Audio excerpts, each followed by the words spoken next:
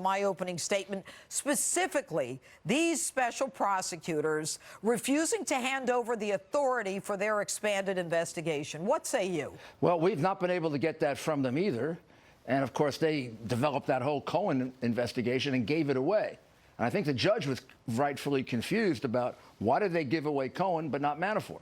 So I don't know, maybe they think Manafort's somebody they can flip faster. The fact is, this all plays into what my client, the President of the United States, has been saying for quite some time. The judge, in sum and substance, said this is a witch hunt with a tremendous amount of government misconduct attached to it. And you're quite correct. Attorney General Sessions should step up and dismiss this entire investigation. Well, you know, but what we've got is an attorney general who doesn't seem to be able to step up to much, but that's my opinion, and I'm not even going to ask you at this point what you think. My concern is when these prosecutors go before a federal judge in a federal district courthouse and basically say, we can't tell you, when the judge is the one who is deciding the propriety of that case and handling the case, where are we in terms of justice in this country and the power of the courts over unfettered power of these special counsel? Well, it kind of gives the American people a glimpse of what we have to deal with day in and day out with the abuses, not so much of Bob Mueller, but of the people that work for him. I mean, they're way over the top. When you look at the questions they propound, what do you think? What do you feel? It's like, come on in and commit perjury. There is no evidence of collusion with the Russians. Gone.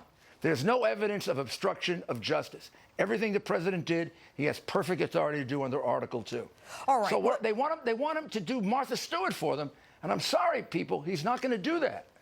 Martha Stewart and Clemens.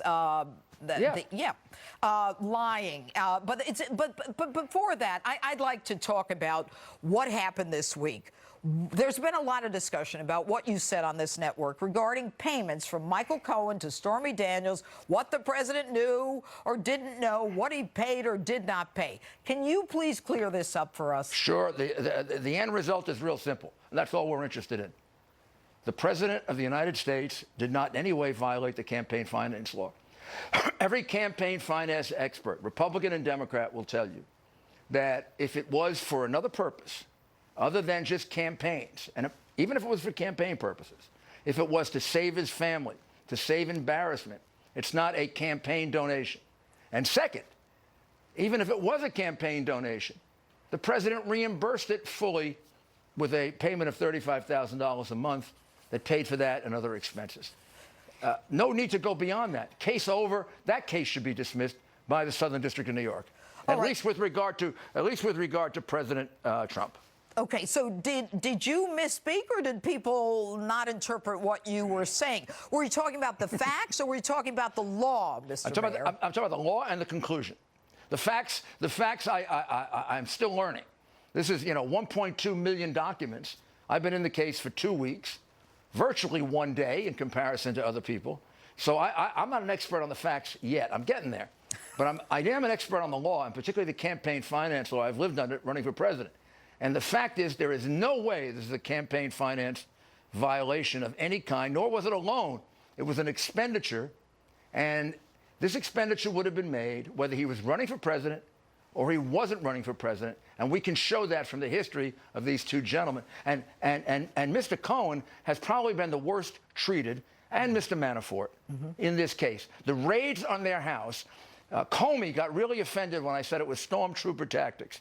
I think the judge basically said that, maybe a little more eloquently than I did, but after all, I'm a litigator in there fighting for my client and some of the people around him. You know, when we talk about what happened, as you described it as stormtroopers, I mean, going into someone's house at 5 in the morning, or, going into someone's hotel room, pulling a phone out of his hand, as they did with Michael Cohen.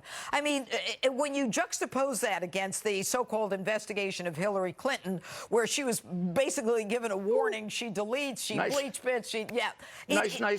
Poor little Hillary. We got to be nice to her. We have to, no under oath. Right. We'll take that now. No under oath, no Q&A, just notes, FBI 302s. Right. And how about the report written by that phony Jim Comey before he even interviews her? What the hell was the interview for? Judge? You know what? I'm going to ask you. You ran a prosecutor's office. I ran a prosecutor's office. But I mean, you're federal. I mean, you are renowned for what you did in the Southern District of New York, Yeah, the and I premier hired that. district. I hired that clown. I know you hired that, and I wish I had more time to talk about that. But you know, you and I both understand that there are certain things that are done and certain things that are not done.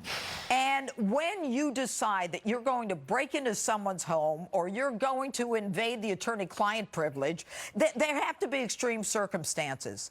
This investigation went from Russia collusion to obstruction. Gone. The president, Article 2, makes it clear the president, okay, now who's chasing, you know, porn stars and stuff? I mean, why are we even going in this direction? And why are we not ending this? Because there is no evidence that's been unearthed, unless I'm missing something regarding any of that stuff. You're not missing anything. We're not missing anything. We turned over the documents, after all, and I'm in the process of getting through about a third of them so far. There's no evidence of any of the things you're talking about. The only evidence there is, the only crimes committed here have been committed by the government, which is why the Judge Ellis, is so outraged. Now, I wouldn't be surprised if he didn't dismiss this case the way the case of Senator Stevens was dismissed, unfortunately, after the man died. Right, right. And that is part of the frustration we have here. But if, as the judge appears to be saying, like, give me the reason for the basis for your jurisdiction, how it is that you go into a grand jury and get an indictment.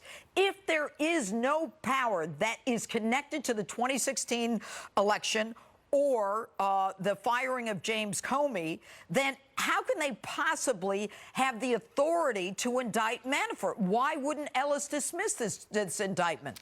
Now, I don't know since they won't share it with us either, or with the White House counsel's office, I don't know what their authority was. But the judge has every right to see it. After all, this was not statutory authority. A U.S. attorney like I was has the statutory authority to recommend an indictment. Right. So you've got to get it from Rosenstein. Well, they have a right to see it. And the judge also has a right to determine they went beyond that, even if Rosenstein attempted to give it to them. He also has a right to determine that by government misconduct, they have fatally tainted this case.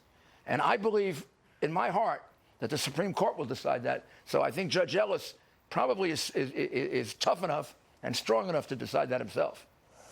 All right, Rudy Giuliani, thank you so much for being with us tonight. And you got Victoria Tenzing, and she'll take you through the presidential immunity better than I can. She certainly knows her stuff. Mr. Mayor, thank you, and counsel to the president. Take care. Thank you.